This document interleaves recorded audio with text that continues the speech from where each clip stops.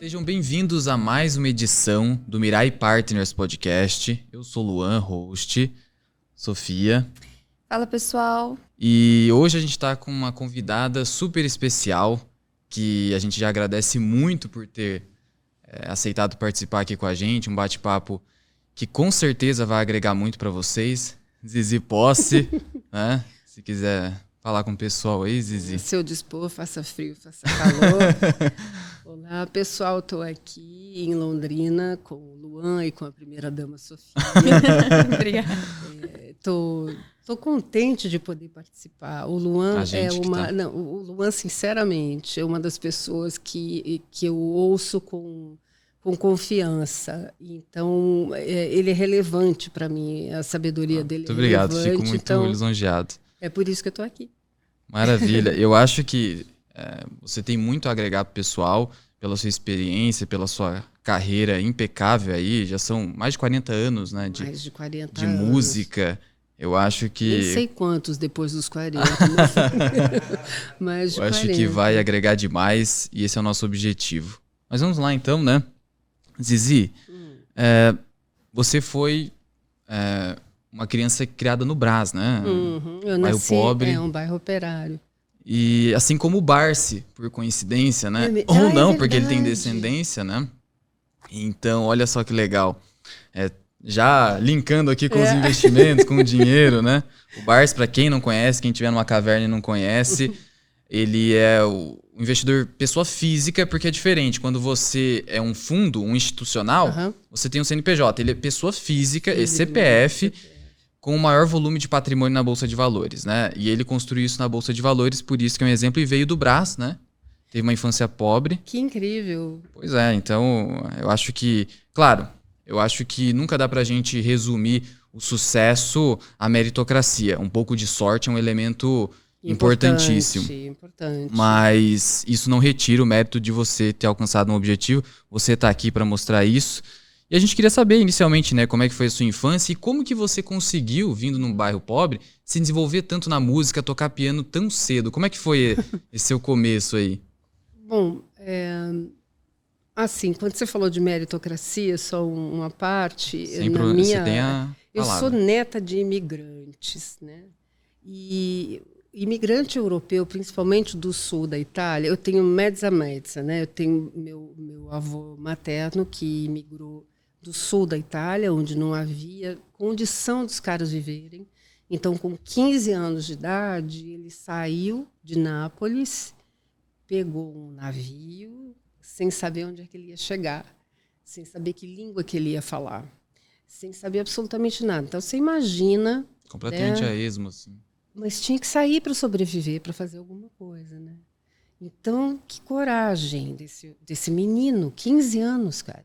Que coragem dessa pessoa. E ele chegou aqui e, enfim, ele acabou virando designer de sapato, né? E trabalhou anos na mesma empresa.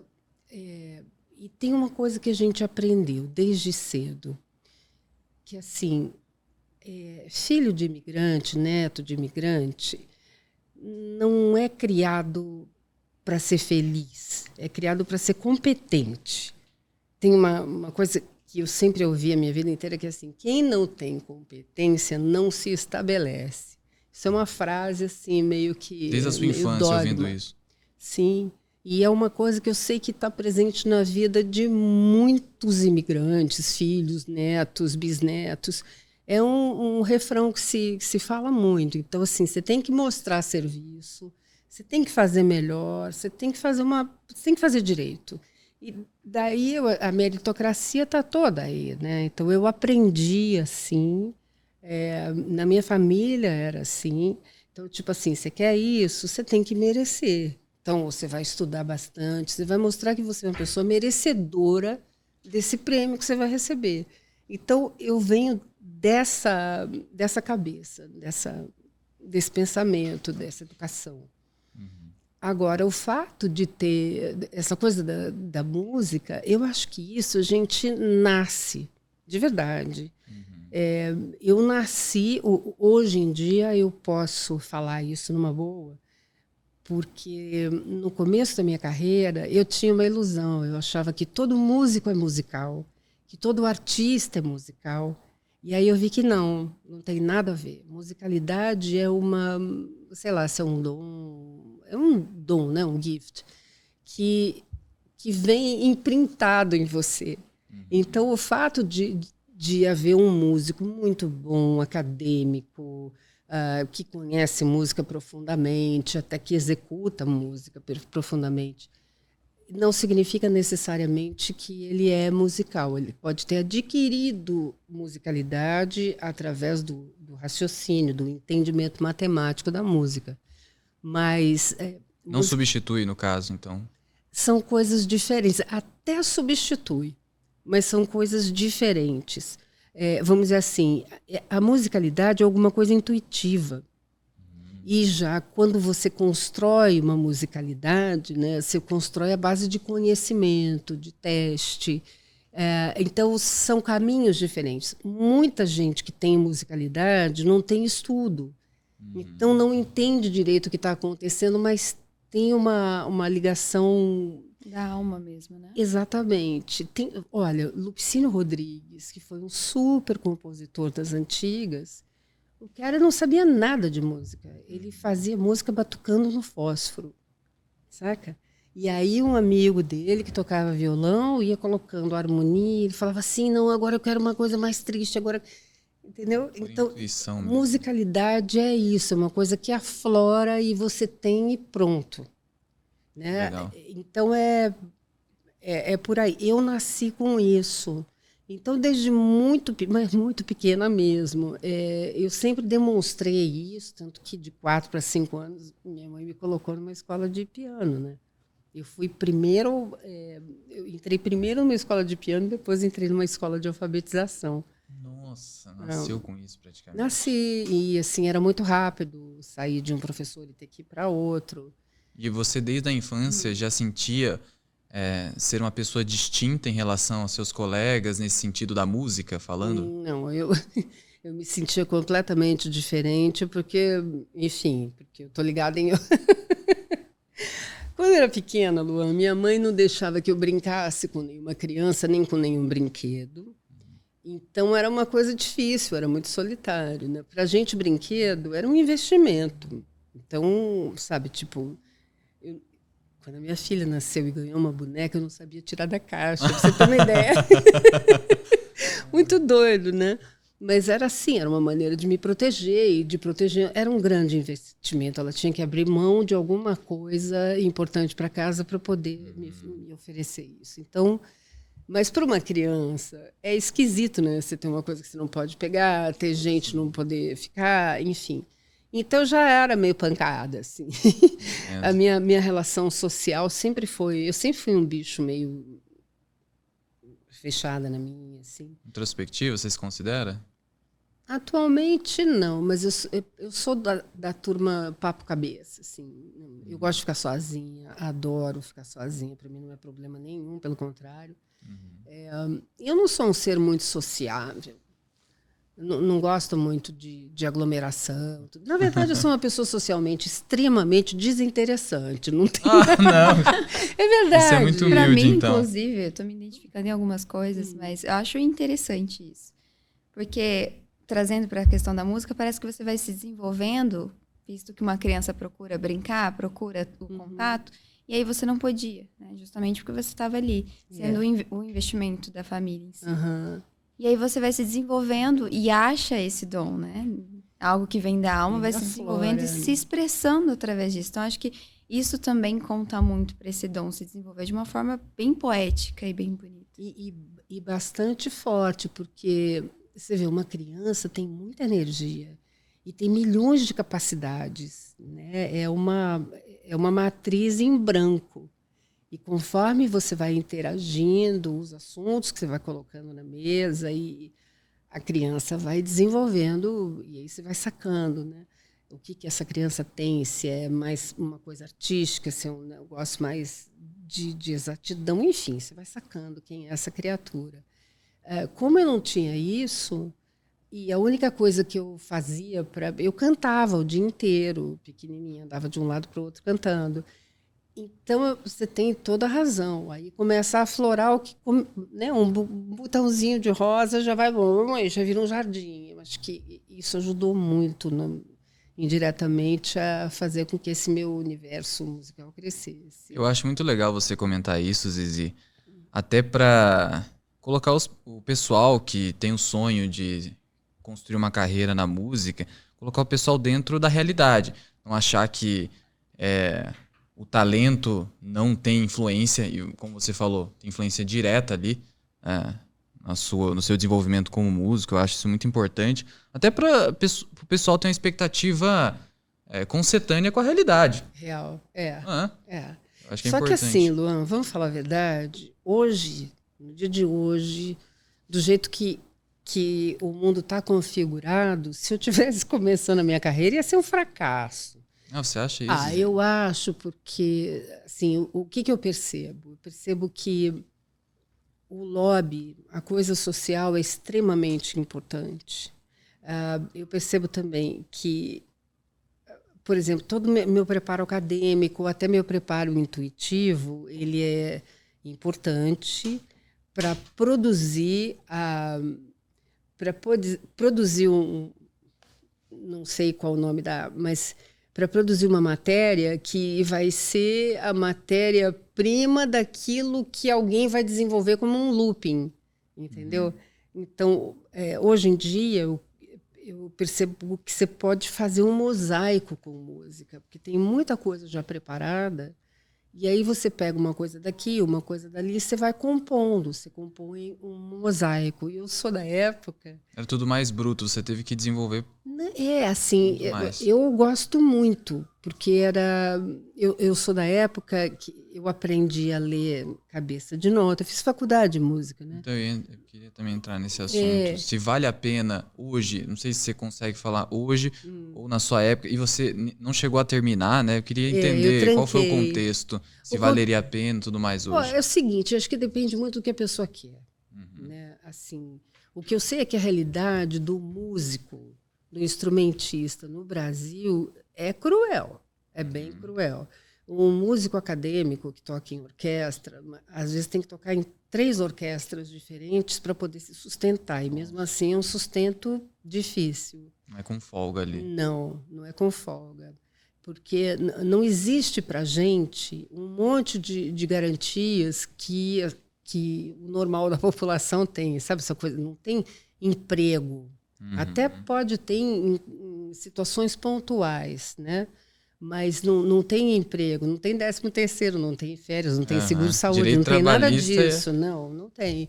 A não ser que você seja contratado por uma orquestra estadual ou municipal, mas senão não rola isso. Né? A artista também não tem isso.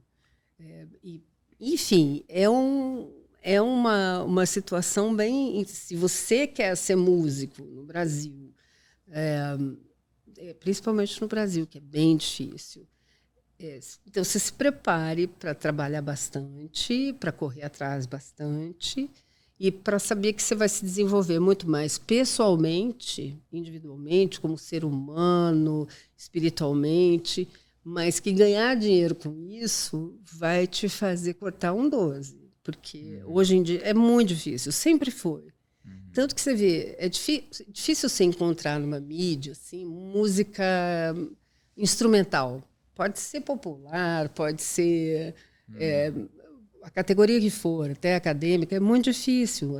A gente não tem cultura de ouvir música instrumental.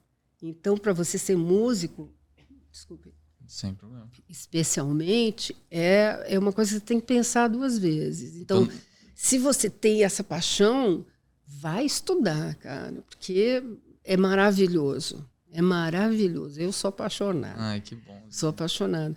Mas, assim, se o que você está querendo é sucesso ou é grana, então é melhor você pensar 2 vezes. Melhor dar uma repensada. E procurar algum meio, algum veio aí que possa trazer isso, porque é difícil. Você comentou sobre isso. Posso chamar de você? Lógico, porque você... por favor. Então tá ótimo. Você comentando sobre isso, da falta de cultura, eu acho que essa seria a dificuldade do brasileiro em termos de música mais erudita, mais técnica, né?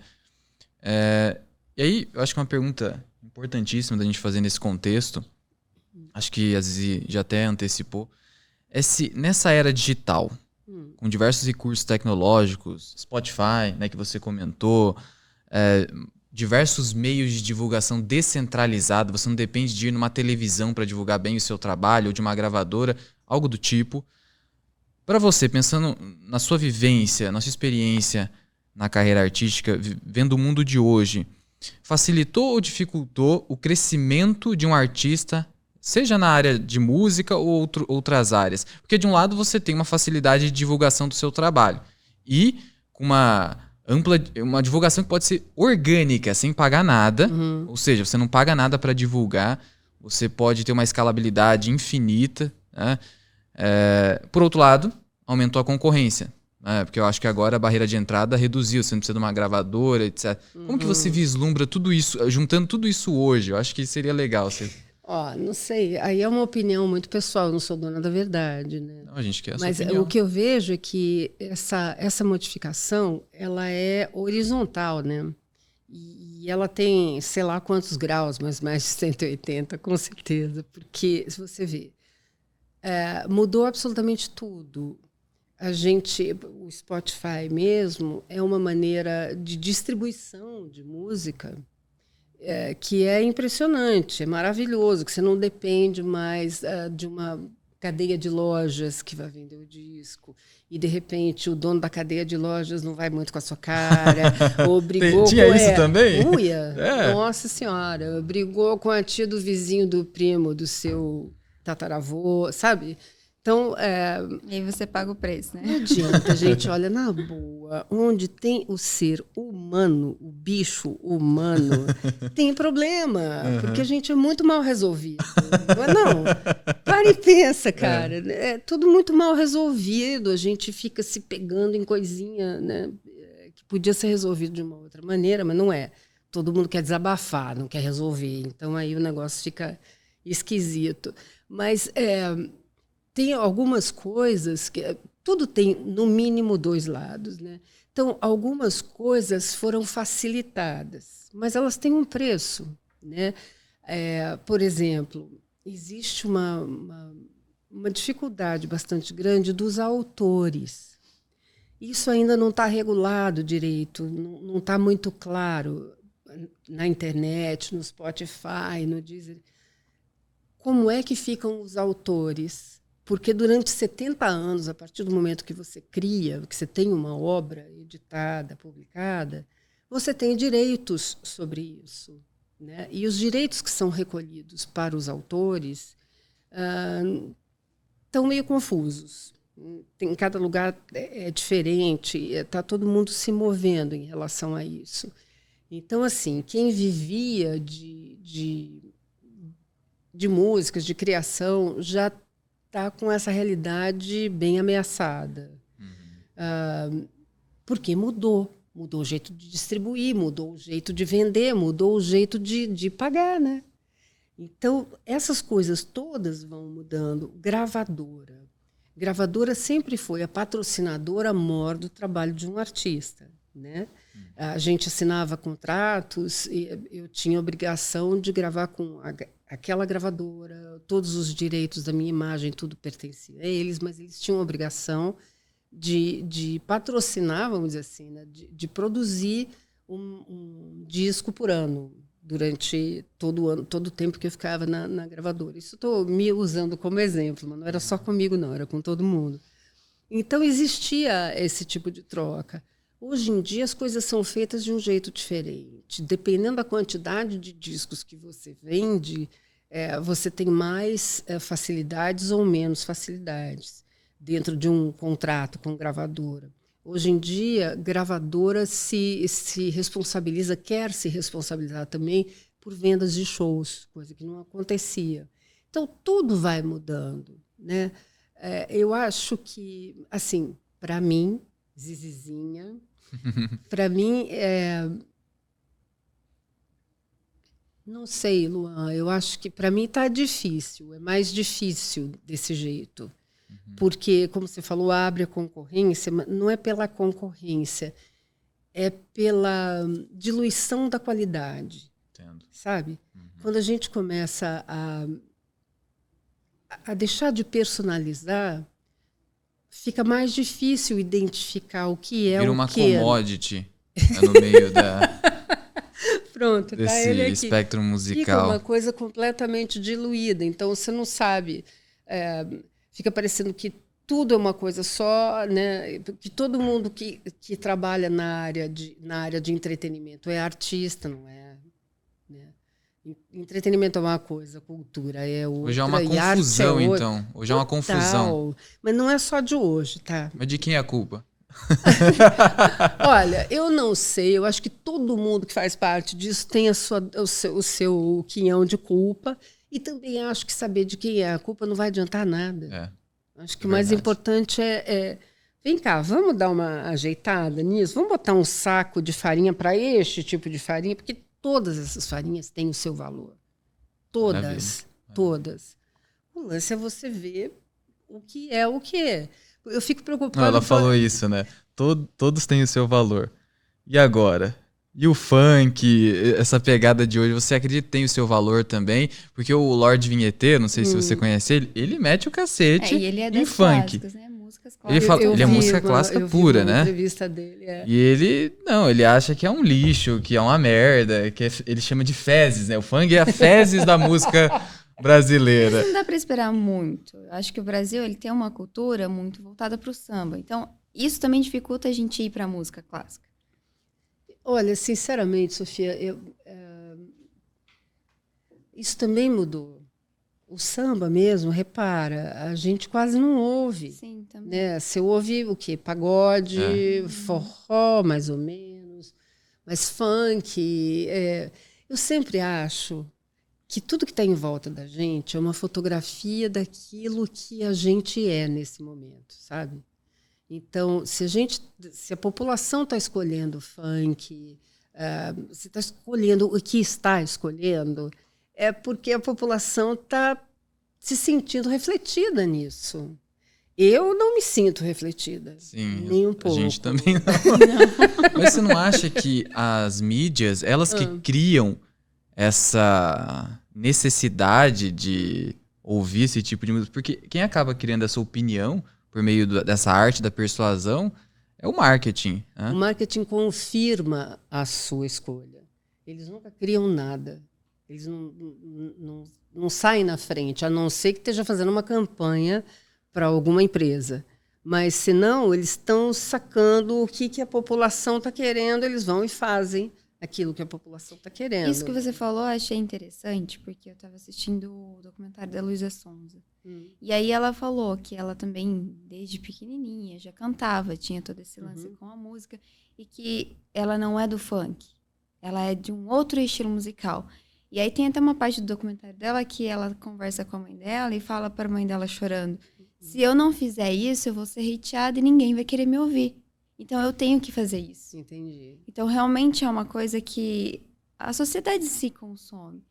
E aí, é o que dificulta. Você acha que o artista, muitas vezes, ele tem que fazer ele tem que se adequar. Não, ele está se adequando, ele está se rendendo a essa demanda criada cedendo a essa demanda criada por música de qualidade técnica ruim? Olha, eu acho que faz parte da vida, faz parte da trajetória, em algum momento, você ser testado mesmo, fortemente, porque a demanda e porque em volta todo mundo fala muito, sabe? Solo o tempo inteiro na cabeça. Agora, bancar uma posição não é fácil. Eu fiz isso. Eu banquei. E não foi fácil. Imagino. Não foi fácil. Imagino. Não é ainda, né? Não, nunca é. Nunca é. Tem um certo sadismo humano, né? É verdade. Eu acho que, na verdade, eu vejo como uma pessoa de princípio. Eu vou seguir esse princípio. Exatamente. Independentemente das circunstâncias. É o que o Elon Musk falou, né? Que princípio vem antes do lucro. Eu achei genial. Eu concordo. Inclusive, no direito, o princípio é aquilo que não se altera. Então, é uma regra universal que é aplicável a todo a todo um território, até ao mundo inteiro, e não pode se alterar. Inclusive, muitos princípios nem estão escritos, porque eles decorrem da ética, e a ética é universal. Perfeito. Então, acho que, Perfeito. sendo uma pessoa que tem princípio, você vai ser inexorável naquilo que você acredita, né?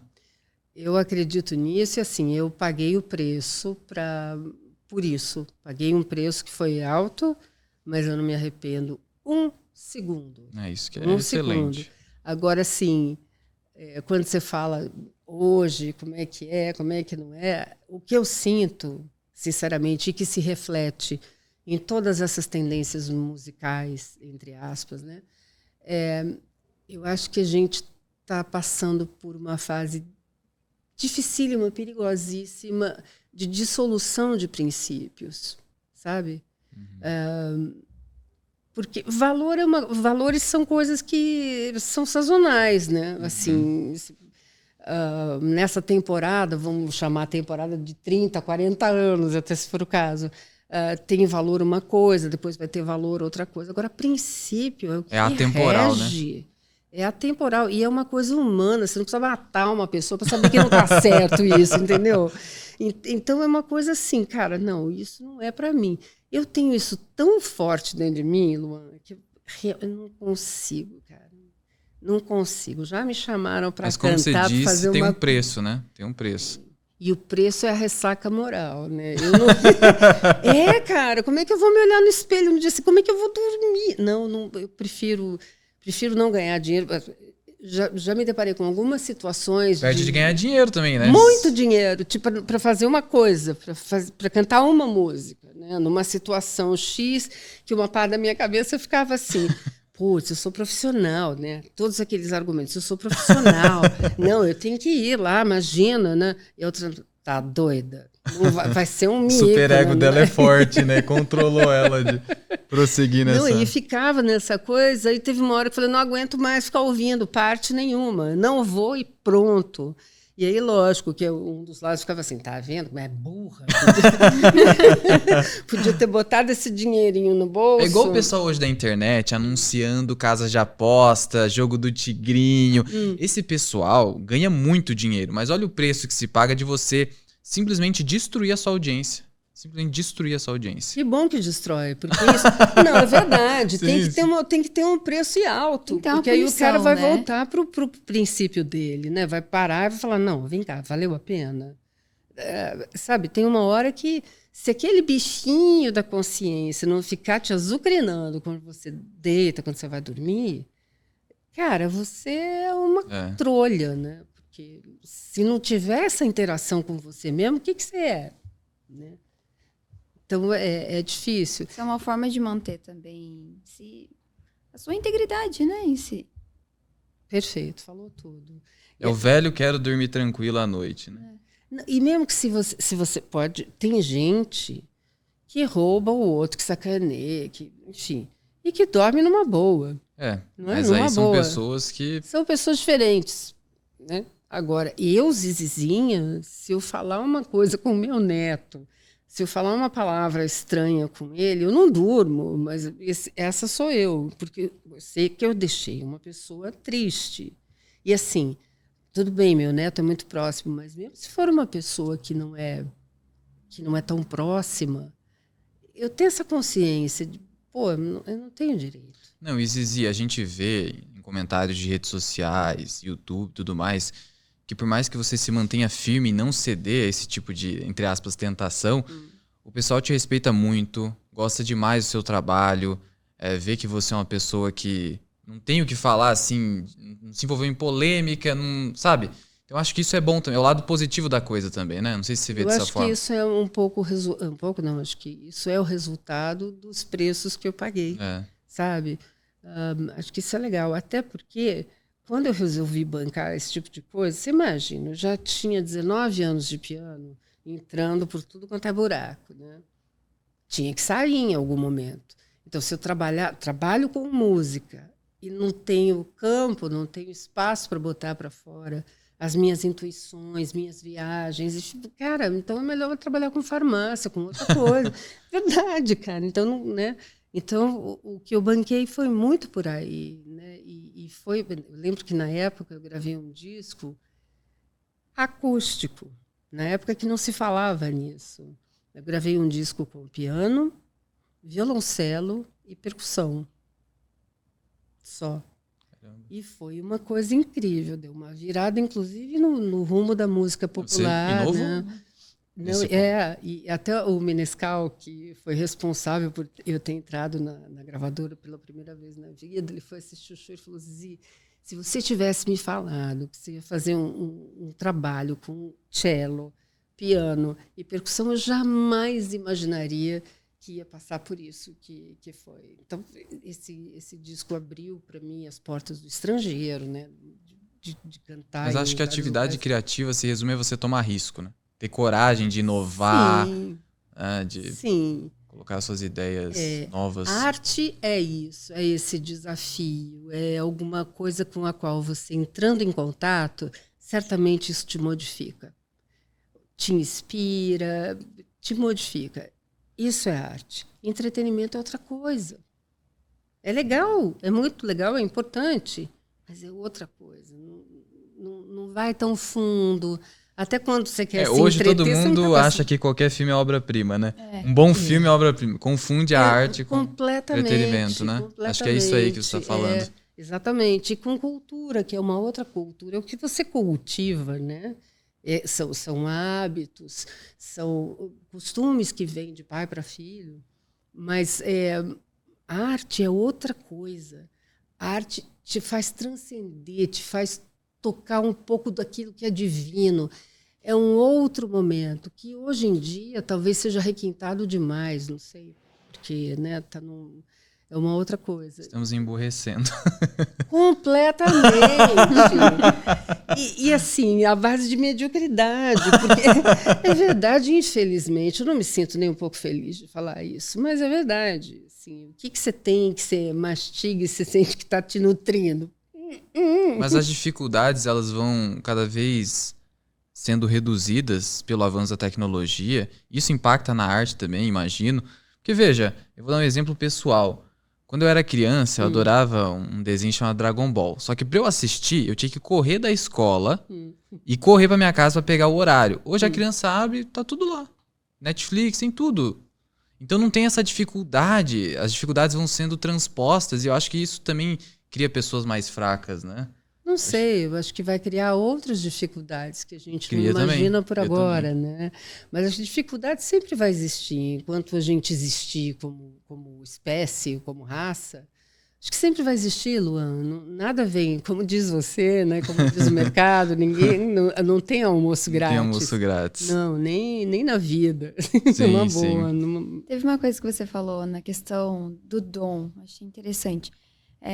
Eu fui criada num ambiente mais de sítio e de igreja, então também era envolvida na questão da música.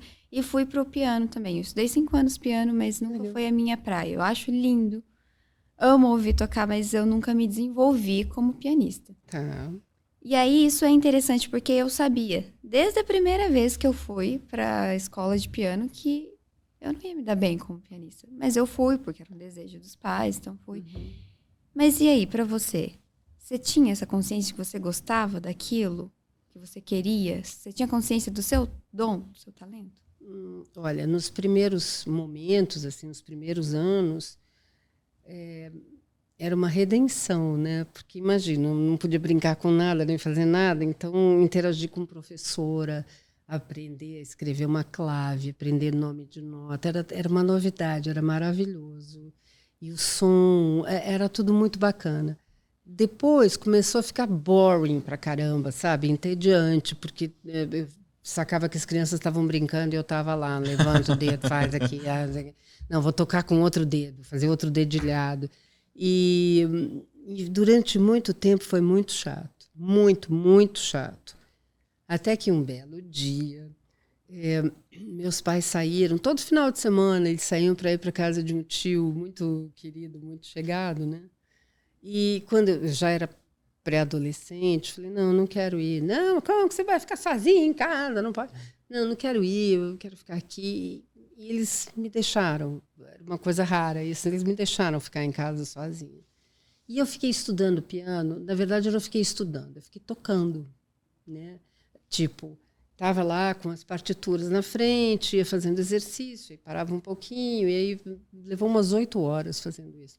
Num determinado momento, eu comecei a tocar uma peça de Bach, e Bach é o Johann Sebastian, é o pesadelo. Você estudou piano, é o pesadelo de qualquer estudante. Eu não sei nada disso, então para mim é grego. O cara é difícil pra caramba. Foi um compositor... uma música esses dias para você ouvir dele. Ele foi um compositor barroco impressionante. E quando você está tocando Bach, qualquer coisa que você vai tocar, normalmente tem um movimento para cá, um movimento para cá, um movimento para cá, um movimento para cá, e aí resolve. Bach é o seguinte, ele tem um movimento para cá, só que cada mão vai para um lado, aí você vai acostumando. De repente, quando você vai fazer o terceiro movimento, que você já acredita que você já dominou esse movimento, não é. Ele te derruba. É uma pegadinha. Então é muito incrível, porque trabalha a sua atenção plena. Se você não estiver atento a cada nota que você dá, ferrou, você não toca Bach. Nossa. Então eu não conseguia entender onde é que estava a melodia, eu não conseguia entender, porque eu ficava presa naquela dificuldade. Não, agora não é assim, é assado. Então o pensamento mecânico, ele é cortado. O que é incrível, né? Sim, só que é difícil, sim. Mas é incrível. Desafiador, né? Muito desafiador. E aí teve uma tarde, uma dessas tardes, que eu fiquei sozinha, que eu comecei a tocar um número que eu estava estudando e, de repente, me desliguei da dificuldade, me desliguei de tudo e eu comecei a ouvir o que estava saindo. E eu percebi que era uma melodia linda, que era um número lindo. Aí eu comecei a tocar com vontade. Aí ninguém mais me tirou do piano, não. Foi ali o trigger da Zizi, nunca mais. Nunca mais, nunca ninguém me tirou. Porque aí você, como dizia a Madalena Talhaferro, você entende o que está por trás de cada nota. Não é a nota em si, é o que tem por trás dela, né? E é incrível. Aí você encontra a música mesmo, com o corpo. Zizi, você estava comentando sobre gravadora, né? Na sua biografia consta que você rompeu em 2002 com a Universal porque você percebeu alguma tendência, alguma coisa. O que seria isso? Você podia explicar pra gente? Assim, na prática, porque o presidente, na época, ele foi maravilhoso comigo, porque foi ele que me propôs gravar um disco em italiano, que foi uma experiência incrível, Per Amore, né, e Passione, que eu pude gravar as bases aqui, que aí eu já estava fazendo do meu jeito, né? Então eu gravava base aqui, aí eu fui para Nápoles gravar com o pessoal de lá, e fui para Londres para gravar com a orquestra em Londres. E foi maravilhoso. Enfim, depois eu falo dessa experiência. Mas o presidente que me convidou para fazer isso, eu falei, só se for do meu jeito. E pronto, fui e fiz. Mas esse mesmo presidente me convidou, ele falou, Zizi, que tal se fazer um disco de bossa nova, porque é uma coisa legal? Eu falei, tá bom. Mas assim, para fazer um disco de bossa nova, ou você pede para alguém que sabe fazer bossa nova, então você me permite fazer a bossa nova que eu entendo como bossa nova. Eu vejo várias tendências musicais dentro da bossa nova, né? E fiz um trabalho que é bem bonito, que chama Bossa, o nome do disco é Bossa, é bonito demais. E então a gente tinha um planejamento. Quando chegou na hora do vamos ver, eles deram para trás de uma maneira, mas de uma maneira assim terrível. Sem o menor comprometimento, né? Então houve um descumprimento para a parte deles. Completamente. Mas uma coisa assim, imagina você ter um sócio, você combina como que você vai fazer sua empresa, bacana. Aí a sua parte é a primeira parte, você cumpre legal, numa boa, você está entregando uma coisa bacana para o seu sócio poder continuar. Você não acha o sócio. Cadê? Ele sumiu. Então, e aquele lance? Bom, está chegando na hora de fazer isso aqui. Cadê? Não. Menor comprometimento. Falei, como assim? Para eles, o meu trabalho é mais um. Agora, para mim, é a minha vida. É a vida de quem está envolvido nisso. Quando eu trabalho, tem várias famílias que trabalham, que são sustentadas por isso. Não é uma coisa completamente... Não é irresponsável. E aí eu saquei que era uma tendência. Aquilo era um momento que ia crescer, infelizmente. O descomprometimento com qualquer palavra assumida que não refletisse imediatamente um lucro absurdo, que justificasse qualquer comprometimento, né? Eu falei, não quero isso, não vai me fazer bem, eu não sou boa nesse tipo de jogo de cintura, não sei negociar e não quero aprender, não me interessa. Então, aí eu falei, não, cara, e eu não quero mais nenhuma experiência com grande gravadora, porque vai ser assim. É assim que é. Naquele momento, as gravadoras já estavam mudando muito. E era um lance assim. Antes da Universal ser Universal, ela era Polygram, Philips Polygram. Ela era holandesa, onde se valoriza muito a música. Os selos que eles tinham eram selos de música clássica ou de música muito boa, né? Mas aí ela vira Universal, né? Que é um parque. Universal é tudo. A RCA Victor virou BMG, virou Ariola e depois virou BMG. Viu o que é BMG, cara? Entra no Google. Eles são enormes. Então, o que era uma gravadora passou a ser um grupo enorme, onde a gravadora, onde a parte musical é só um bracinho desse grupo enorme. E aí começou a modificar toda a relação de música, começou a mudar tudo. Né? Então você percebeu que ali que a música no Brasil passou a ser uma mercadoria efetivamente, vendida como se não tivesse... A mercadoria ela já era. Já era. Eu acho que assim, nos anos 80 já teve uma mudança de patamar. Metade dos anos 70 até os anos 80, final dos anos 80, ela teve uma mudança bastante grande. Ela passou a ser produto mesmo. Que aí começou a se valorizar o quanto você vendia. Né? Aí, depois, nos anos 90, ela começou a ser lobby. Né? Porque o cara que fazia programação da rádio, ele recebia... Enfim, aquelas coisas que vocês sabem como é que é. Então, começou a virar negócio. Só que, a partir dessas mudanças de uma gravadora, que era um negócio em si, era o negócio principal, né? Ela passa a ser o bracinho de uma grande corporação. Como se fosse uma holding que detém outras empresas de diversos setores no seu portfólio. Exatamente. Como se fosse... É só mais um pedaço. É só mais um pedacinho, tipo a Cosan, né? Que cada coisinha é um pedacinhozinho. Assim. Então fica difícil, porque você entende como vai ficando...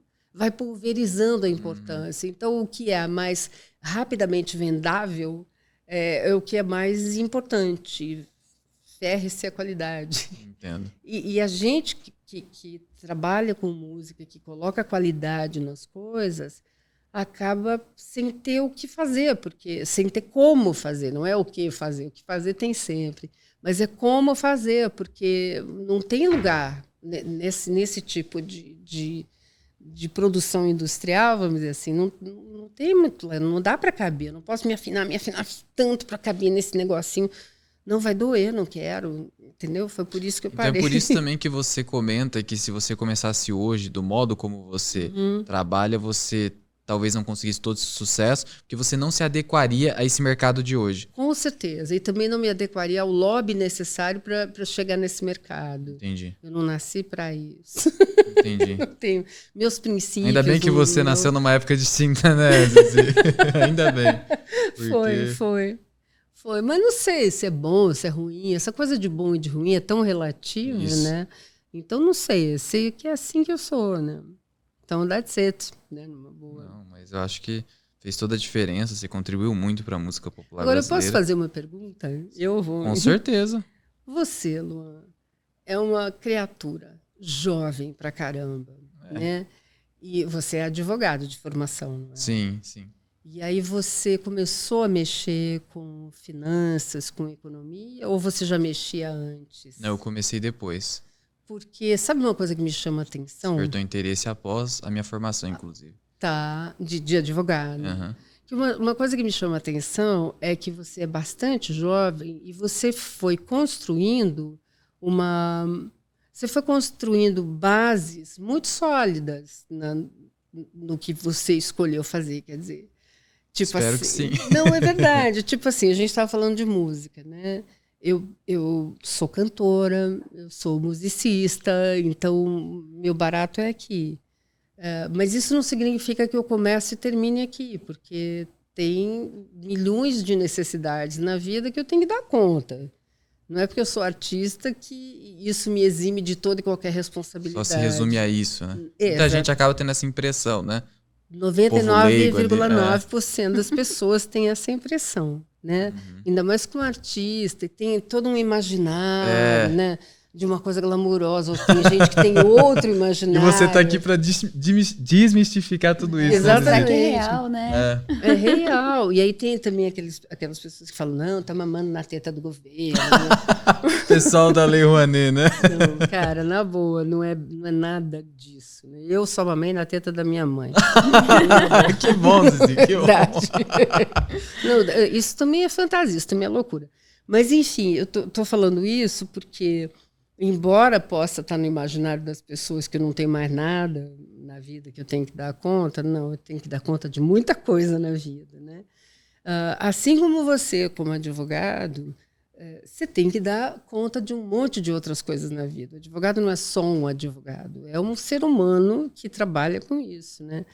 E quando eu vejo assim, você super jovem, com uma formação diferente da formação econômica, no geral, o pessoal do mercado financeiro ou é formado em economia, ou administração de empresas, ou ciências contábeis. Tá. São essas 3 formações básicas. Que levam para o mercado. Que levam para o mercado financeiro. Então, você veio de um mercado... Você veio de uma área completamente diferente. Distinta. E você se achou, né, nessa área. Que você se sente bastante... É a impressão que hoje dá. Eu sou muito feliz nisso, a tal ponto... de a advocacia hoje ser completamente secundária na minha vida, completamente secundária, e a minha profissão principal passou a ser criação de conteúdo, consultoria de investimentos, dar aulas sobre investimentos, que nós temos nosso treinamento, então ficou completamente secundário a formação em direito, apesar de eu ser especialista em direito público, ser procurador licenciado, mas eu vou sair, tudo isso vai ficar para trás, né? Porque a minha paixão agora se mostrou como outra.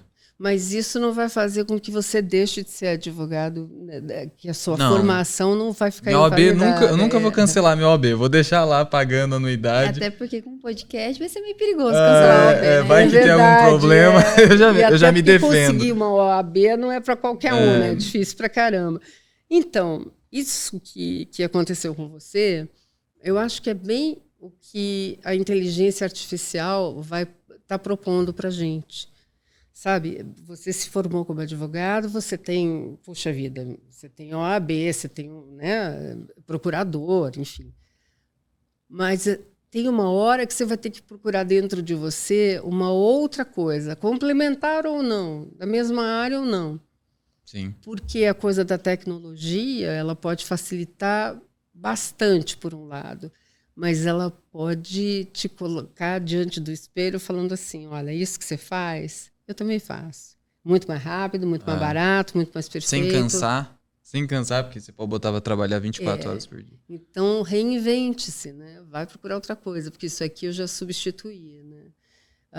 Então, em música, isso já está acontecendo e é muito desafiador. Eu não falo nem por mim, porque eu sou de uma outra época. Eu acredito que ninguém vai cobrar de mim uma coisa que eu não sou. Então...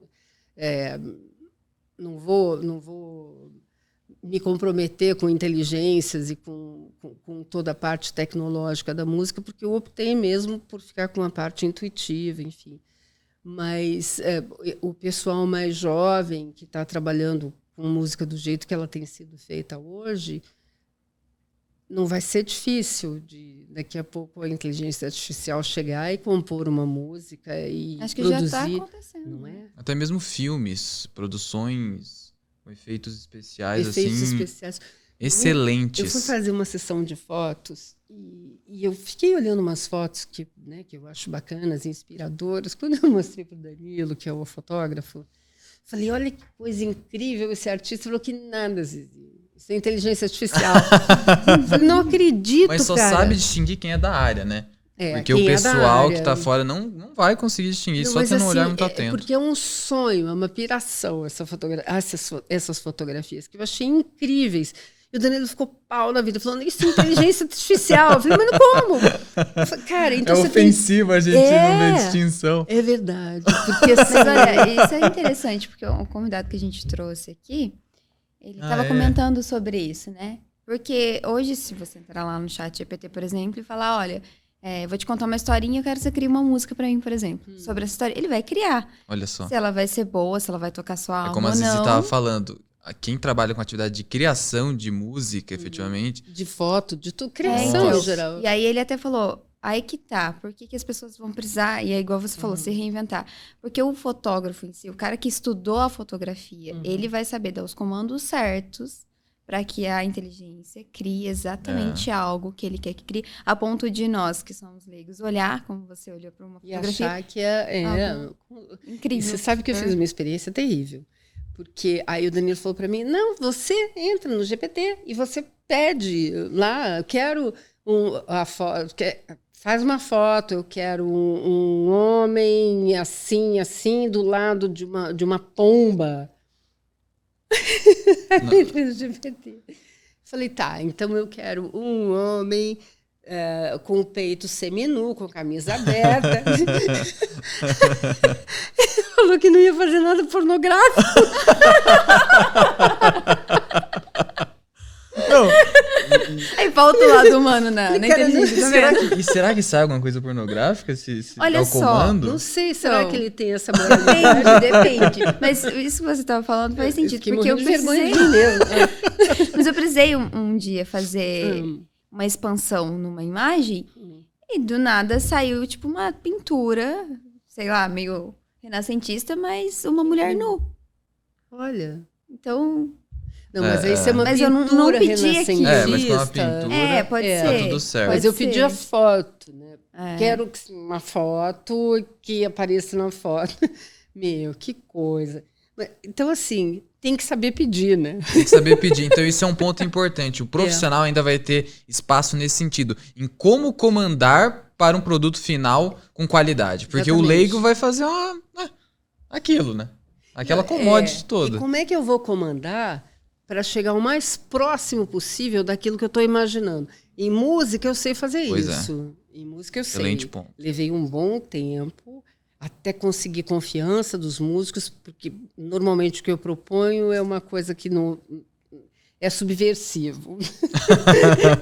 Contra o sistema. Não, é subversivo porque, assim, em música, agora já não tem tanto, mas sempre teve umas regras assim esquisitonas, né? São dogmas. Então, eu sempre proponho umas coisas que acabam desafiando o músico. Não, mas não cabe glissando aqui. Eu falei, né, aqui vai caber. Então... e aí faz. Então, em música, eu sei o que pedir para conseguir chegar no resultado que eu estou ouvindo na minha rádio cabeça aqui, né, na intuição. Agora, se eu chegar numa máquina... Eu preciso saber que linguagem eu vou desenvolver para conseguir uma foto desse homem com a camisa aberta, com o peito seminu, né? Que eu não estou pedindo nenhum tipo de pornografia, né? Estou querendo uma coisa legal. Vou ter um pôr de sol. Vai sair um corte aqui. Zizi disse que pornografia não é algo legal. Ou não, né? Hoje a gente pode colocar que Zizi usa o chat GPT pra ver pornografia. Olha só. Pra criar pornografia. Nossa. Ou a gente pode dizer assim. Vai viralizar na internet. GPT tem moralidade apurada. Ele segue os princípios, Zizi. É verdade. Tem princípios. Nossa senhora, que situação. Seria bem legal. Mas eu acho, você comentou algo muito interessante, que o artista achar que pode hoje viver só de música pode não ser muito fácil, ele tem que talvez diversificar. E aí você poderia também comentar, se possível, sobre a previsibilidade dos ganhos de um artista. Acho que você já deu uma palhinha sobre isso, né? Se ele precisa ser alguém com planejamento financeiro muito bom, guardar dinheiro sempre que ganha um volume maior, ou ele pode ser alguém... vamos dizer assim, mais brasileirão, que não pensa no amanhã. Como é que você vê tudo isso? Bom, sem dúvida alguma, hoje em dia a gente tem artistas, não são muitos. Tem grandes entretenedores, tem performers, né? Tem várias categorias. Então, por exemplo, um performer, uma pessoa marqueteira, essa pessoa por si só já está numa área que ela tem que ter alguma inteligência para poder fazer negócios. Então, tá lá. Se você tem um performer, pode ser que tenha performers artísticos. Tudo que tem a ver com arte, que tem a ver com essa coisa mais profunda, mais pura, é um negócio que ou é muito bem negociado, né, em casas de leilões e etc. e tal, ou então é bastante difícil, porque, vamos dizer assim, é um requinte da alma do ser humano. E hoje em dia essa alma do ser humano está um tanto quanto caótica, né? Não dá para pensar em requinte. Então, a precificação disso é extremamente complicada. É complicada e é diferente. A postura, o comportamento é diferente. Mas você tem que, de toda maneira, eu acho que a educação financeira é uma coisa fundamental na vida de qualquer pessoa. Então ela não é igual a Gretchen que fala, tem que usar dívida, senão a gente não tem nada, o brasileiro é fudido, ela já falou isso. Não, eu uso cartão de crédito, é dívida, senão a gente não vai ter nada. Aquele pensamento básico do brasileiro medíocre.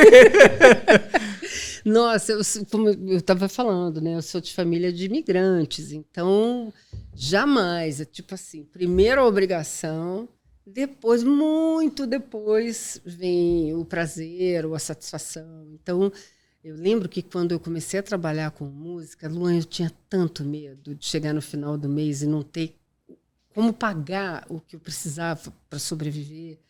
Então, assim, todo dia eu tinha envelopes. Eu comprava alguns envelopes, era assim. Tinha um dinheiro que eu ganhava que eu colocava no envelope do aluguel. Então, aquilo era para pagar o aluguel. Olha que legal. doido. Você né? desenvolveu já um sistema para fazer você separar as despesas. Você vai novinha, né? E assim, então, esse aqui é o da... O que eu pagava? Era aluguel, não tinha seguro-saúde na época. Aluguel, condomínio, conta de luz, conta de telefone, gás, cada um era um envelope. Então, o que tivesse faltando ali, né? Antes disso, antes de estar com os envelopes preenchidos, eu não fazia absolutamente nada. Então, era super, assim, comida metódica era... com os pagamentos. Comida era super... Comprar roupa, esquece.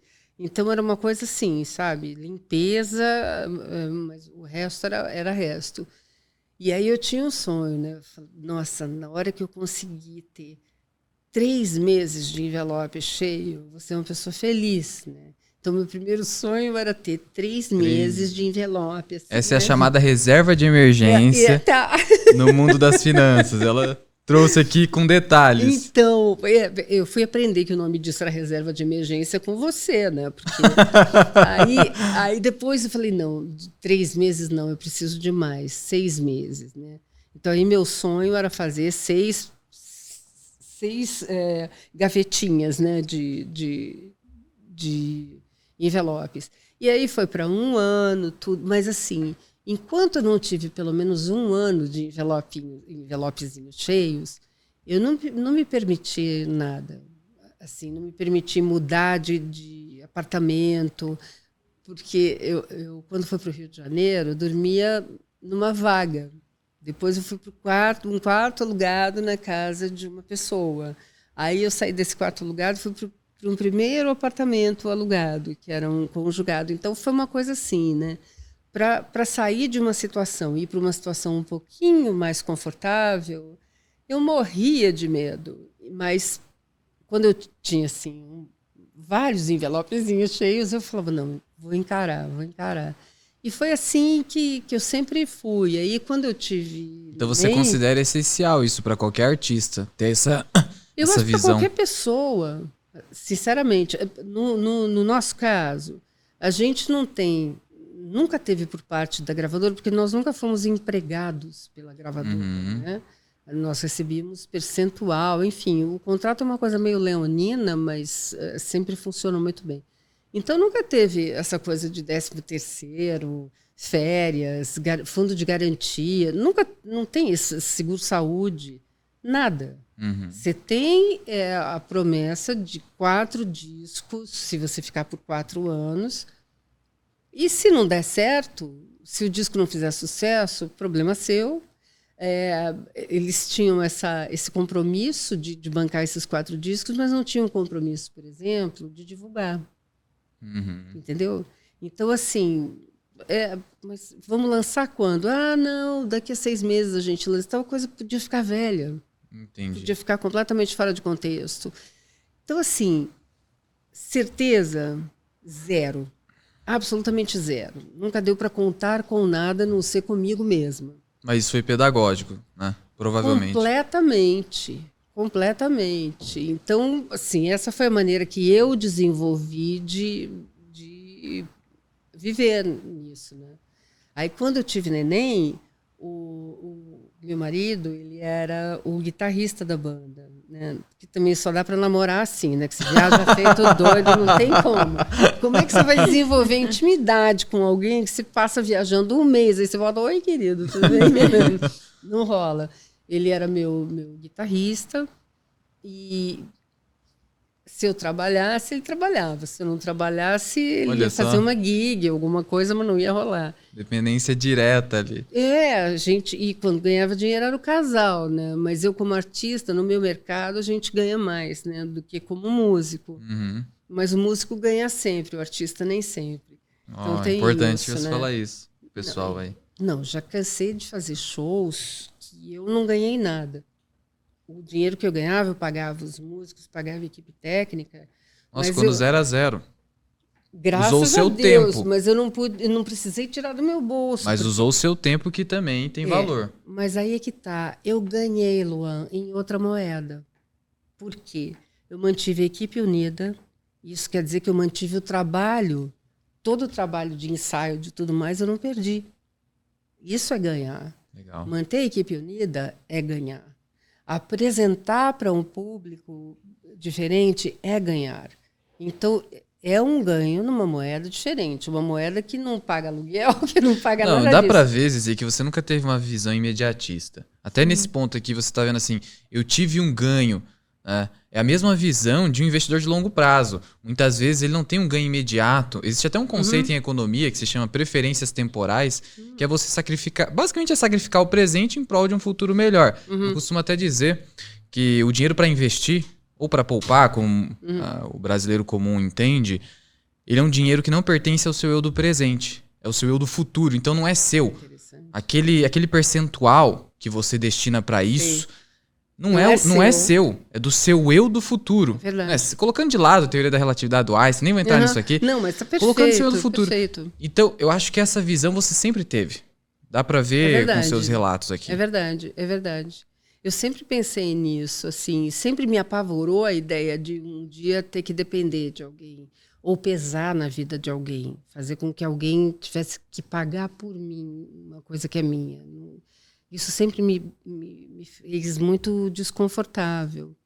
E assim, sabe, Luan, quando eu entrei em contato com esse mundo, eu comecei a me interessar mais sobre investimentos e tudo mais quando eu me deparei com o meu dinheiro investido, que só estava tendo prejuízo.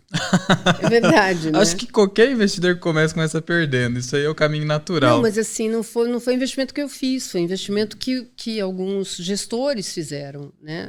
Inclusive em investimentos que eu não acreditava. Eu nunca acreditei em fundo imobiliário, por exemplo. Nunca fui com a cara. É justo, né? Porque não vem de uma ideia imediatista e os fundos seria mais mas por que você nunca acreditou em fundo imobiliário? Não sei. Intuição? Não sei, intuição. Eu nunca acreditei, porque era uma coisa assim, inadimplência. Como é que fica essa história?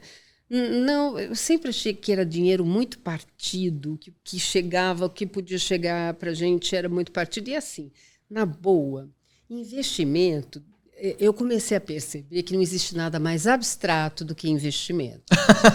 Você pensa que é uma ciência contábil... Não é. É muito mais comportamental, tá? Completamente. Muito mais comportamental. Mas é completamente abstrato, porque veja bem, Você sempre fala, isso não é uma indicação, mas olha... É por uma questão regulatória também. Não, então, isso aqui não é indicação, mas eu falando de a tal empresa fez não sei o que, bom, você acha o que, né?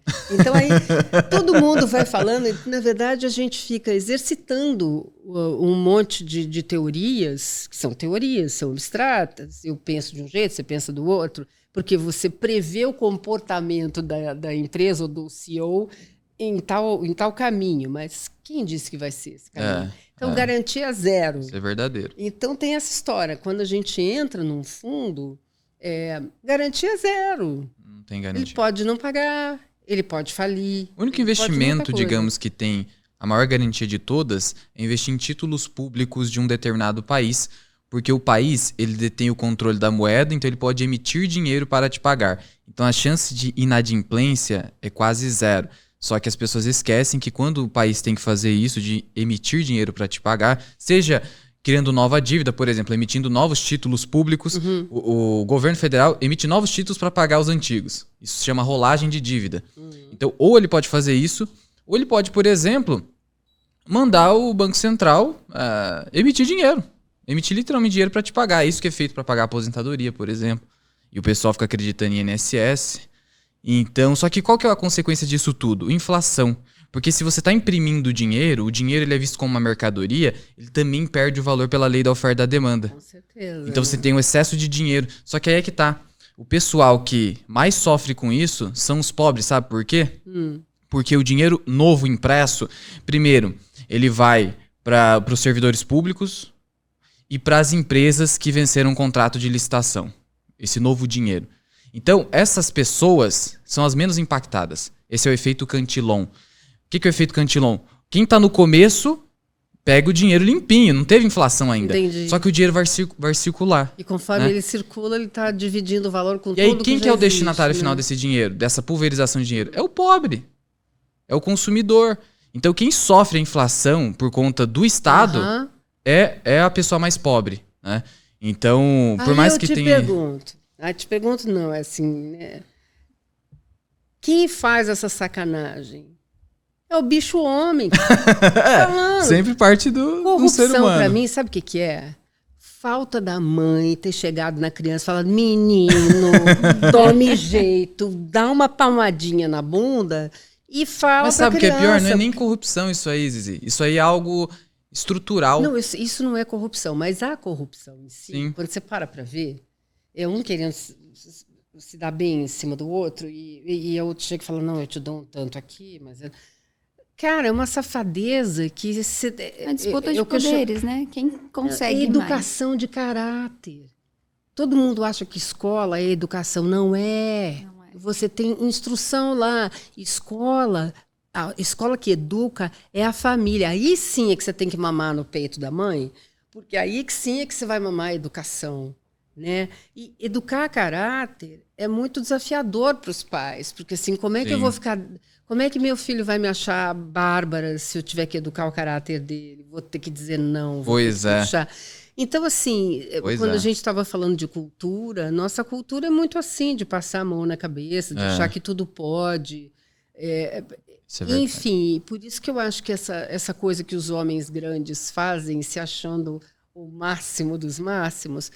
Cara, no fundo, é safadeza. Você não pode fazer isso com outro ser humano, né? Numa boa. Sim. Eu acho difícil. Isso me dá urticária, brutoneja. Numa boa. Sim, você estava falando dos seus envelopes, achei interessante isso. Quando que foi a tua virada para sair dos envelopes e falar, não, vou aplicar esse dinheiro? Olha, foi quando eu estava grávida da Luísa. Porque aí eu falei, meu Deus, né? Eu vivo sempre nessa coisa, não sei se esse mês eu vou ter dinheiro, se não vou ter. Que às vezes eu ganho um grande dinheiro, mas eu não sei por quanto tempo esse dinheiro vai ter que me sustentar. Então eu faço aquela história, vou dividindo como se fosse envelope. Ficava lá no banco ou você guardava mesmo em casa? Eu botava na poupança na época, né? Você sofreu com os planos econômicos de poupança e tudo mais, ou você não sofreu com isso? Um tributo no banco. Então... então você saiu dessa por não, porque eu nem entrei, saí porque eu nem entrei. Né? Que bom, não entrou na pirâmide. Mas aí eu lembro que eu fui no banco e eu falei, eu quero alguma coisa que vá garantir a minha aposentadoria, porque eu quero garantir meu filho, né? Não sabia que era menina, sentia, mas não sabia. Então você não contribuía de forma autônoma para o INSS? Eu contribuí durante muito tempo. E quando eu quis parar de contribuir, o meu irmão, o Neco, que até faleceu, ele trabalhava no Bradesco, na área de informática. Ele falava assim, não faz isso, porque às vezes você acha que vai morrer com 80, mas vai que você morra com 90. Não pode. Aí segura a peteca. Então, eu cheguei lá e falei com a gerente, eu falei, olha, eu quero alguma coisa que me garanta aposentadoria. Lógico que ela me vendeu um plano de aposentadoria, que depois de... Eu falei, mas se eu quiser desistir? Aí tinha uma carência... E aí eu fui vendo que mês a mês saía um plano melhor, e um plano melhor, e um plano melhor. O meu foi ficando... Né? Eu falei, não quero isso. Tive um prejuízo, mas saí dessa previdência privada. E andei procurando outras coisas, enfim. Eu passei a minha vida procurando. E hoje, quando eu ouço todo mundo... E quando eu percebo de verdade que o tempo é o grande fator nessa brincadeira, né? Isso. Que sem o tempo você não tem como acumular, você não tem como aprender. Ou você já coisas. acumulou, né? Não tem outro caminho. Ou você deixa o tempo fazer a mágica, entre aspas, dos juros compostos, ou você já tem muito dinheiro, aí é só ir lá e aplicar. Né? Não é bem assim, porque eu não tenho muito dinheiro, mas eu tenho um dinheiro que eu gostaria de ter aplicado, porque aquela história, teria se multiplicado muito mais, é isso que você quer dizer? Não, com certeza. E até porque, Luan, eu continuo nessa coisa. Eu nunca sei se eu vou ganhar dinheiro, não. Uhum. E o que eu tenho não é o suficiente para me manter bacana. Eu tenho que trabalhar. Eu já estou com quase 70, meu. Então tem que pegar leve. Foi quando eu vi que o meu dinheiro estava rareando no banco, em vez de aumentar, ele estava diminuindo. Aí eu falei, não, cara, está acontecendo alguma coisa. E conforme eu fui me informando, eu vi que tinha coisas erradas, assim. Tipo, teve ações compradas em momentos errados. Assim, tem ações que foram compradas e que nunca mais chegaram naquele valor. E isso já faz tempo? Faz. Não 2019. Não é tanto tempo assim, mas é tempo. Já é um tempo a já é se um bom considerar. tempo. Sim. Então, assim, e nunca mais voltou mesmo, não. Então, tem algumas coisas que eu estou assumindo. Agora eu estou tendo coragem de assumir o preju quando é pouco, porque quando é muito não tenho coragem. Mas, tipo assim, quando é muito mesmo, né? Magazine Luiza foi lá para baixo, um terror, é uma coisa que dá vontade de pum. Esse é o problema da euforia. Todo mundo buscava a nova Magalu, que ia multiplicar seu patrimônio por 100 vezes, só que comprou no momento errado, porque é uma lição básica, quando você começa a se aprofundar, na verdade, né, que quando o pessoal tá falando demais, né, quando tá saindo no Jornal Nacional e Bovespa tá batendo máxima histórica, é o momento mais perigoso para comprar. Pois é, Luan. E o que eu esperava era que os gestores, para quem eu estava confiando minha grana e tudo mais, que eles soubessem disso, mas não, né? Então foi aí que eu falei, caceta. Ou eles sabiam e por conta de um conflito de interesse, porque provavelmente você estava lidando com assessores de investimento e o assessor, ele é remunerado... Isso está mudando agora, mas sempre ele foi remunerado através de comissões invisíveis. O que é uma comissão invisível? O dinheiro não sai da sua conta. Você não paga diretamente para ele. Existe esse modelo de remuneração que está entrando agora. Os consultores só cobram dessa forma. Como é que ele é remunerado? A corretora ganha o dinheiro dela, das receitas dela. Por exemplo, quando você vai investir em um título de renda fixa, um CDB. Quando você vê lá uma taxa de 12%, na verdade é 15%, os 3% você não está nem vendo, está com a corretora. Aí a corretora divide com o assessor que indicou esse investimento. Entendi. Então ele vai indicar aquele que vai gerar mais comissão e você nem sabe. Então há um conflito de interesses inerente. Estou falando onde tem o bicho, o homem, o negócio que é. Ave Maria. Então esse é o grande problema. Às vezes até sabia que não era o momento, mas eu preciso faturar. Entendi. Quer dizer, tudo é programado de uma maneira que que te convida a ser desonesto, né? Pois é. É muito doido isso, não podia ser claro. Na Inglaterra esse modelo de remuneração já foi proibido, porque ele é absurdo, né?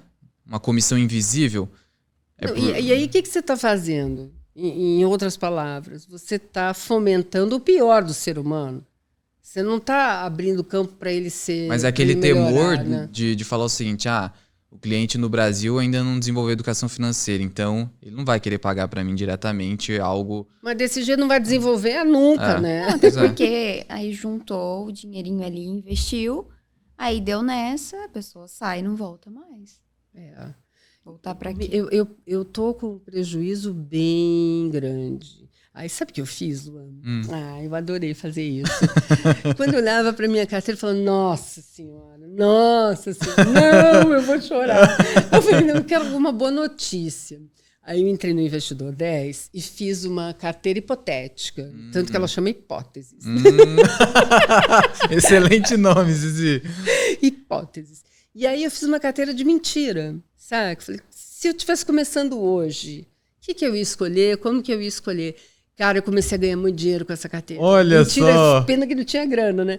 Mas em menos de 3 meses, eu subi 19%. E não tem nada assim, absurdo. Que legal, Zizi. Sozinha, você teria ganhado dinheiro. Teria ganho dinheiro. Aí eu comecei a assumir os prejuízos. Você comentou isso comigo, eu atendi como consultor, não vou citar nome, né, para não ficar chato, mas foi uma redatora do Jornal Econômico, Valor Econômico. Tá. Ela não trabalha mais lá. E ela comentou, eu entrei nessa de indicações, só me ferrei. Aí, depois de assistir seus vídeos, eu entendi e montei uma carteira que eu acreditava. Ganhei muito dinheiro. Olha que incrível.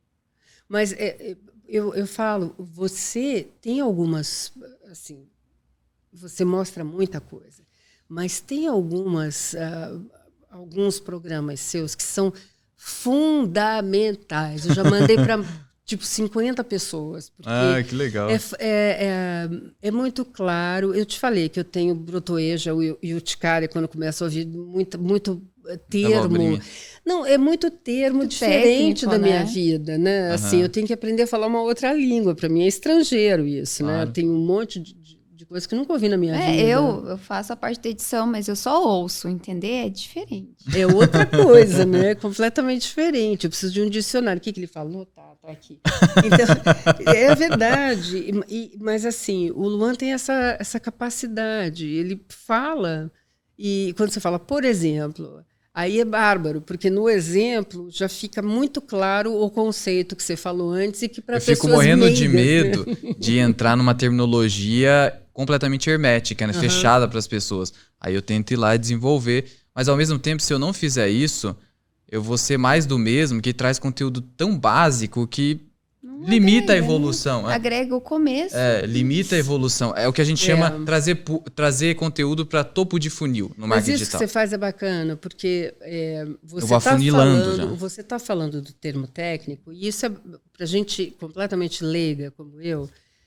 Você fala do termo técnico e na hora que você exemplifica com coisas práticas e mais palatáveis para o nosso entendimento, fica legal, porque eu, por exemplo, começo a fazer um link entre o que é palatável e o que você falou, então fica mais claro para mim o que tal termo quer dizer, o que o outro termo quer dizer. Então, é uma maneira de ir e vir assim, num entendimento que é muito importante. Eu acho que é bem legal, por isso que eu gosto muito. Tem alguns canais que eu acompanho, mas você é meu predileto. Por isso que eu estou aqui. Obrigado. Tá melhor propaganda que essa não existe. Inclusive, você estava falando do dom. Eu sempre falei para ele que o dom dele era ensinar. Que legal. Embora ele tenha ido para o direito e tal, mas o dom dele sempre foi ensinar. Porque desde que a gente se conhece, o negócio dele é gostar de ensinar. Que incrível. E o que ele faz no YouTube é isso, né? Tá ali ensinando o pessoal. É verdade. E ensina muito bem. Acho que eu me encontrei agora. Que legal, que legal. Eu fico feliz, inclusive porque o seu conteúdo me interessa muito. Que bom. E eu pretendo continuar para todo sempre aí. Você que é o que eu gosto de fazer. Um bom presente e um bom futuro. Você ajuda muita gente, né? Eu mesma comecei a ter coragem de fazer algumas coisas eu assisto, tem outros canais que eu assisto também. Mas não, a gente tem que pegar outras visões, outras opiniões, até pra gente moldar a nossa. Mas eu sempre venho buscar confirmação aqui no Mirai. É verdade que às vezes... Olha a responsabilidade que eu tô assumindo. Eu não sei se eu entendi direito o que o outro quis dizer. Tem alguns que são muito legais também, inclusive são colegas seus. Sim. Que, né, tem o Fernando Uri, que é outra pegada e que é maravilhoso. Sim. Né? O cara é excelente. Impressionante. Um economista excelente. Excelente. Uma oratória invejável, né? E assim, ele coloca a coisa no presente, tem contexto, né? Não é um negócio... Seria ótimo se ele viesse pra cá, né? Seria incrível. Pra gente bater um papo porque aqui. Ele é fantástico, ia ser Sim. um papo genial. Mas é outra pegada. Sim. O que você... É mais macroeconomia. Exato, mas que é muito importante, porque certeza. você se contextualiza, né? O que você ensina é uma prática, né? Como pensar e a prática disso. Porque, por exemplo, eu posso saber que 2 mais 3 vai dar 5. Aí eu falo, e aí, o que eu faço com essa informação? Entendeu? Então, eu posso saber que determinada ação está chegando aqui, que vai ser bacana. Tá? Para quê? O que eu faço com essa informação? Eu entendi o que você quer dizer. Por exemplo, existe um canal que está crescendo muito hoje, que é sobre geopolítica, que é do professor Rock. Uhum. Ele é excelente também. Então ele vai te dizer quais são os desdobramentos da guerra. Uhum. O que um canal como o nosso pode te dizer? Né? Quais ativos vão subir ou cair diante desse cenário? Uhum. Né? Então acho que é mais ou menos isso que você está falando. Mas falando. tem a possibilidade... tipo assim, olha, saiu o anúncio do desdobramento das ações do Banco do Brasil, né? Então, legal, e aí? Tudo bem, eu sei o que isso quer dizer, mas será que isso vai implicar num aumento grande do valor das ações do Banco do Brasil e que uma vez que elas estão desdobradas vai ficar mais fácil de comprar? Uhum. Mas se eu tivesse comprado no valor mais alto, eu teria tido uma vantagem? Enfim, tem milhões de histórias, lados para serem abordados. Sim. E você costuma passar por todos eles, ou pelo menos pela maioria deles. Isso é legal, porque aí realmente fica na mão de cada um decidir. Mas você joga uma luz em cada... E isso é legal, porque senão eu fico com um monte de informação e falo, tá, e aí? Não sei concluir, né? Então, eu acho que isso é bem importante, de verdade. Muito obrigado aí. Então, acho que eu tô no caminho certo aí. O que dá pra gente falar ainda? Eu ia perguntar sobre royalties. É algo que dá dinheiro para artista mesmo? É mito? O que tem de mentira aí? Não, dá dinheiro sim. O lance é o seguinte, disco, você tem que vender muito. Eu ganhei dinheiro com disco no Per Amore, no Passione e no Puro Prazer. Porque eu vendi muito. Nos outros tantos anos da minha carreira, eu não vendi nada expressivo. Então, é uma coisa de você ganhar com quantidade, realmente. Acho que é por isso que todo mundo entra numa de fazer coisa muito popular para vender bastante, porque aí você ganha uma grana legal, né? Assim, eu comprei o meu apartamento que eu tenho hoje na época do Per Amore, porque teve até porque a gente renovou o contrato nessa época, então teve um adiantamento, enfim, essas coisas que ajudam. Ainda bem que você fez isso. Eu lembro do documentário do Arnold Schwarzenegger, ele comentou o seguinte, olha só que legal, né, isso que ele falou. Ele falou que estava recebendo algumas propostas de filmes que ele seria um coadjuvante, ele sempre quis ser a estrela, ele sempre teve esse lado assim, mais narcisista dele. E aí ele disse o seguinte, como eu já tinha ganhado dinheiro com alguns papéis e com o fisiculturismo, eu fui investir em imóveis, comprei imóveis. E aí chegou o momento que veio essas propostas para mim, e eu disse não. Eu fui firme ali, eu não acreditava naquilo e deu certo. Então, olha a importância, né, de você reverter aquilo que você ganha em investimento. E eu vou falar uma coisa. Poder de dizer não. É isso que eu quero buscar. Exatamente. É liberdade. É liberdade de você ser. Isso é uma coisa. Não é só o lado narcisista dele, não. É até uma estratégia. Porque se ele começa a aceitar papéis secundários... No longo prazo, ele não ia ser a estrela Arnold. Não é no longo, não, fofo. Já imediatamente já ia começar. Curtíssimo. Aí não vem mais. Não vem mais. O Stallone, ele foi o criador, o produtor de tudo para ele poder ser ator. Então, assim, são coisas que é assim que funciona. Que isso eu vejo o Arnold muito como um produto do cinema. Já o Stallone eu vejo com quem... uma pessoa que foi lá e fez uma arte mesmo. Pra mim é incrível a história dele. Ele teve que ralar. O Schwarzenegger foi convidado. O Stallone não, ele ralou. E aí ele escreveu o roteiro, ele colocou a alma dele naquilo. Colocou tudo, a alma, o dinheiro, tudo. Então ele acreditava mesmo. E aí você vê que a coisa vem com força, né? Vem com vida. Mas olha a importância de você, como você disse, há uma volatilidade intrínseca aos ganhos do artista. Mas com certeza, absoluta. E por isso ele vai ter que... Estamos falando do artista, não estamos falando do marqueteiro nem do entretenedor. Tá? Essa que é a diferença. Então são mercados diferentes, comportamentos e obras diferentes, né? E aqui eu não estou me referindo ao valor de cada um deles, porque cada um deles tem o seu valor. Só que assim, como botaram tudo no mesmo saco, aí fica esquisito. É empobrecedor isso, né, Luan? Porque você não sabe, tipo assim, o que eu estou precisando agora? Não, eu não quero saber de nada que me leve para refletir, eu estou precisando me divertir. Então você sabe o que você vai procurar, o que você quer encontrar. Aí tem uma hora que você fala, não vai acontecer nunca aquela coisa de você ir num espetáculo esperando uma coisa e você tem outra. Não, porque você sabe o que você quer, você sabe onde você vai encontrar, né? Você quer comprar alface, você vai numa feira ou você vai numa horta. Agora, não dá para você vender alface num mercado que só vende vísceras, porque vai dar errado o seu negócio. E quem for lá comprar vai só comprar vísceras e não vai ornar, o alface vai sair de lá com um cheiro estranho. Então, é disso que eu estou falando, sabe? Então, tem vários mercados diferentes. E botar todos numa única feira não é uma coisa boa para ninguém.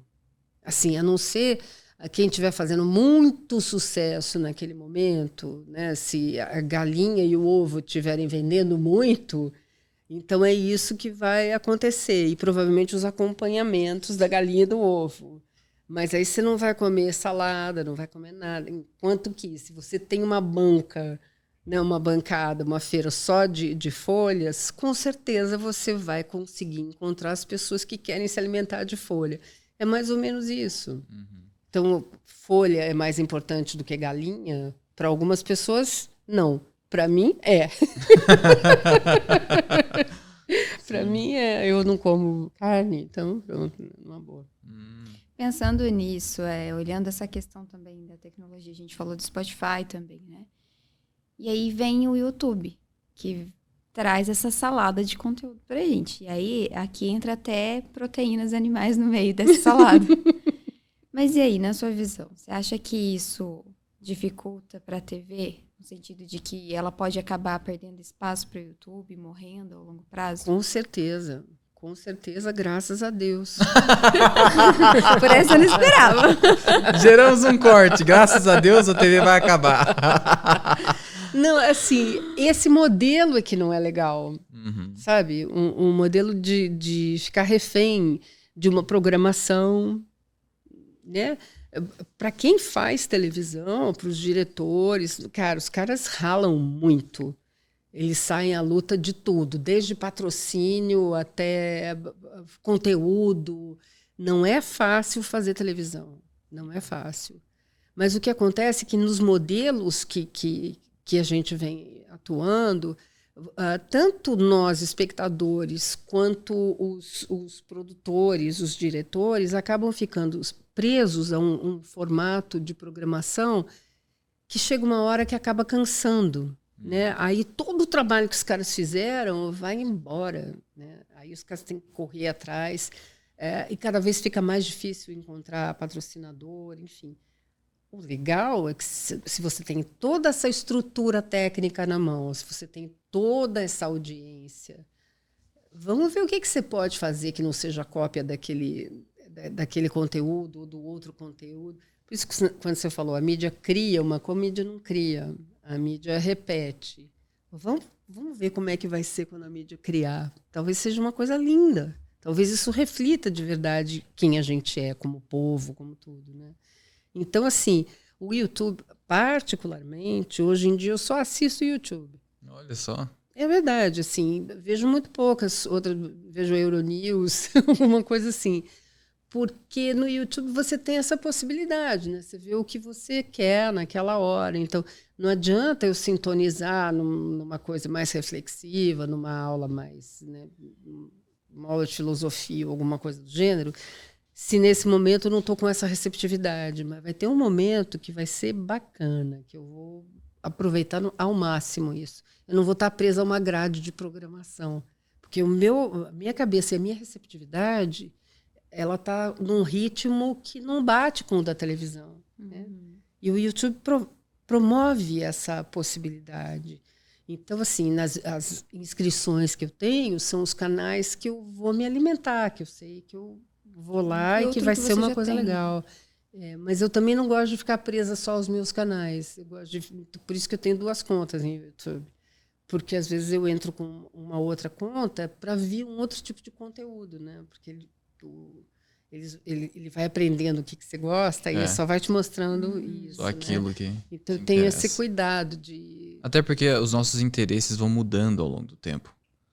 Então, nossos interesses são sazonais, então a gente precisa disso. É verdade, são os interesses... E essa é uma das razões, muitos youtubers ficam falando, o YouTube, ele parou de me recomendar, nem sempre é isso. Muitas vezes é a mudança de interesses do público. Então, é por isso que também o criador de conteúdo tem que se inovar. Senão ali... ele vira, sabe, que é uma grade de televisão, que é aquela coisa fechada, que só fala da mesma coisa, que só faz o mesmo lance. Se fecha muito nisso, se o cara acha que o conteúdo dele tem que ser desse tamanho, porque é desse tamanho que o povo vai consumir, ferrou.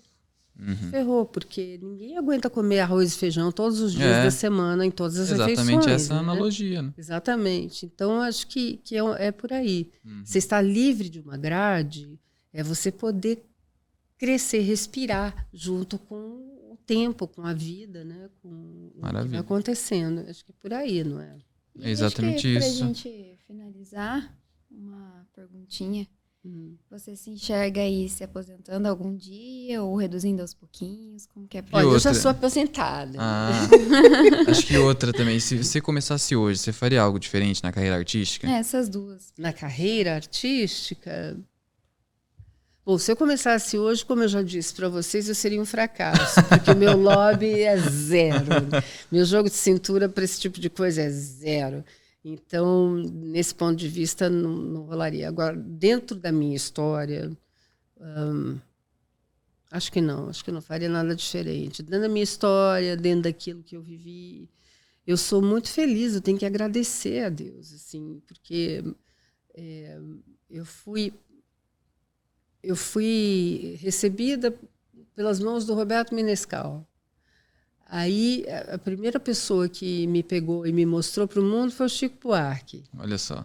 Aí eu conheci o Milton, o Beto Guedes, o Novelli, o Edu. Eles sempre me chamaram para cantar os musicais deles, né, que são belíssimos. Aí eu conheci o Gonzaguinha e aí eu conheci o Gil. Enfim... eu sou extremamente feliz e abençoada por ter tanta gente importante e maravilhosa na minha vida, né?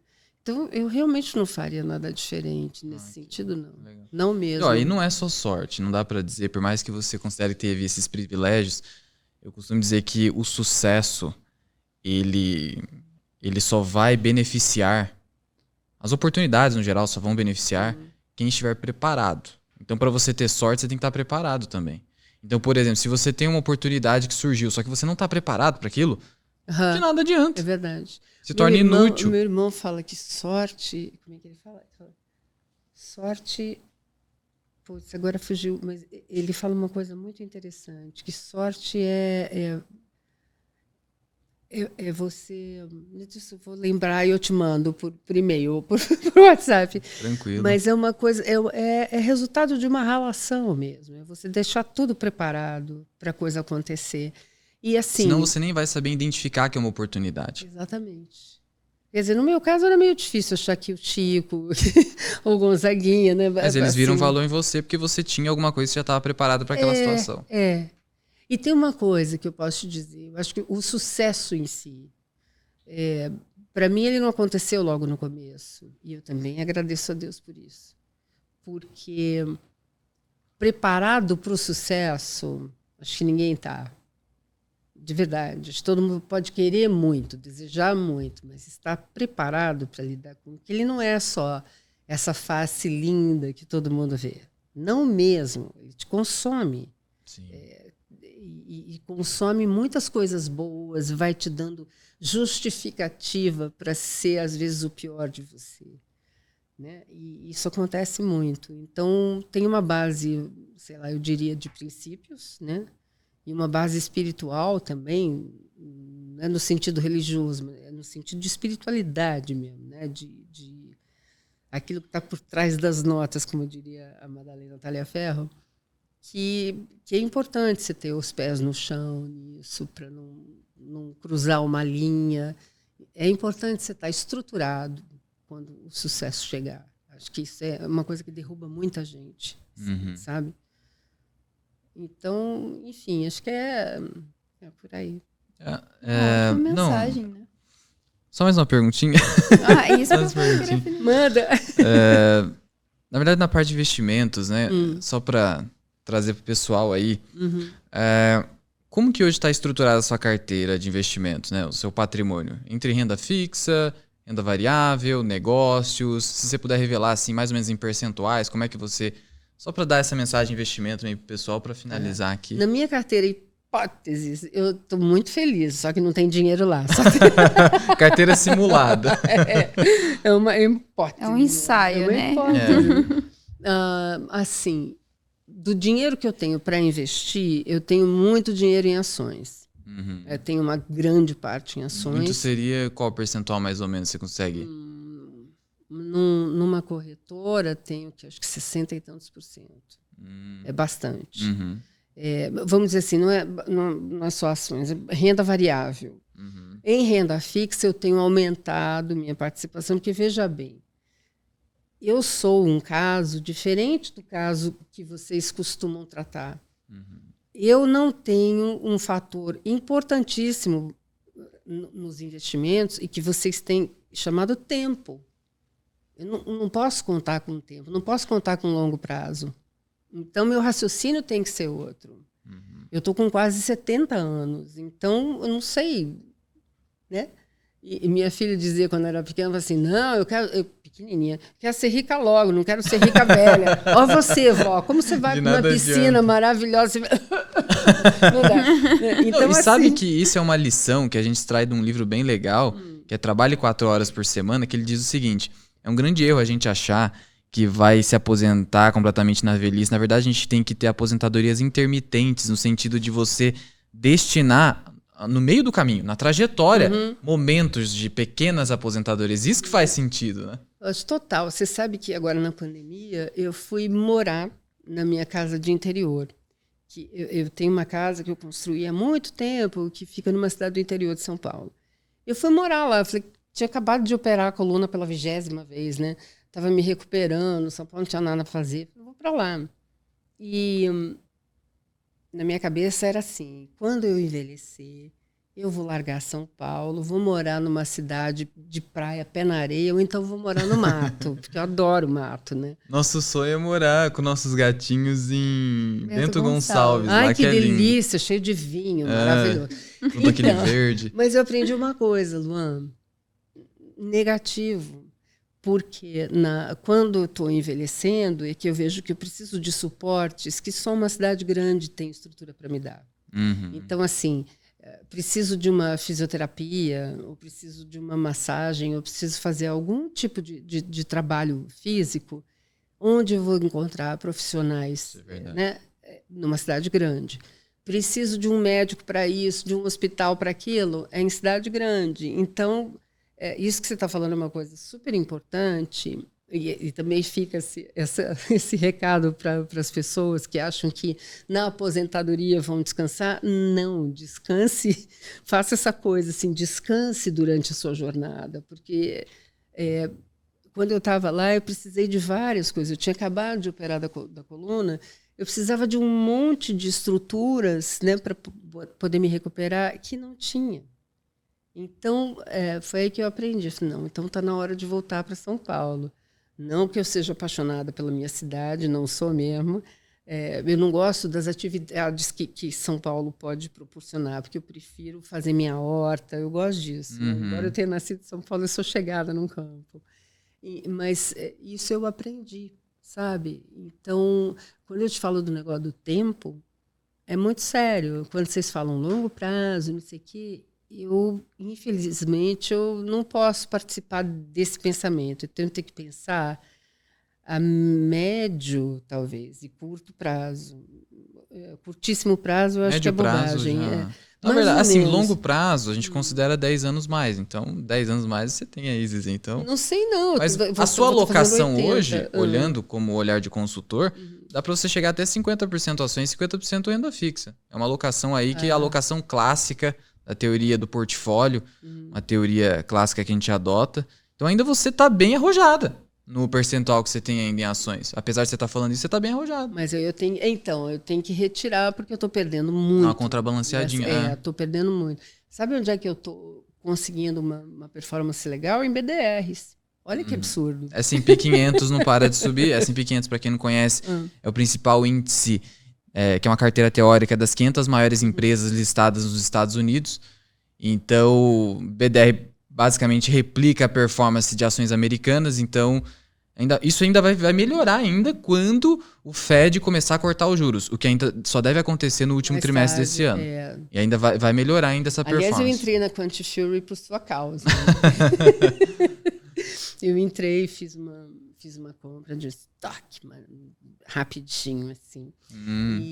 Mas eu quero entender mais sobre as ETFs, porque... ETF, para você, seria excelente. Não é legal? Eu acho também que pode ser bacana, pelo conceito que eu aprendi até agora.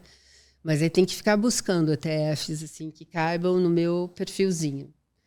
Porque tem essas coisas, né? Uma coisa quando você pensa em longo prazo, você tem bastante tempo pela frente, ninguém sabe, mas enfim...